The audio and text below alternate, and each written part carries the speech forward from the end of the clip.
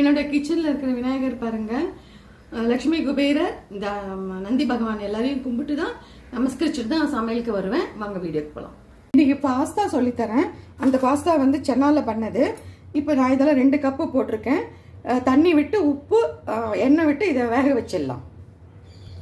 Pasta வந்து வெந்துடுது. ஒரு 2-3 மினிட்ஸில் வெந்துடும். பக்கத்துலேயே இருந்து இது இதை வந்து ஃபில்டர் பண்ணிடலாம். இப்போ பார்த்தீங்கன்னா பட்டரை வந்து மெல்ட் ஆகிடுது. இந்த வந்து மைதா 2 டீஸ்பூன் மைதா. இந்த பட்டரில் 2 கார்லிக் போட்டுருங்க. 1 கப்பு பால். நம்மளோட ஒயிட் சாஸ் ரெடி ஆகிடுது. கொஞ்சோண்டு ரோஸ்டட் மிளகு ஜீரகம் பவுடர் வந்து ஒரு 1/2 டீஸ்பூன், ப்ளஸ் இந்த வேக வச்ச இந்த பாஸ்தா. ஜூஸியாக பாஸ்தா ரெடி ஆகிடுது.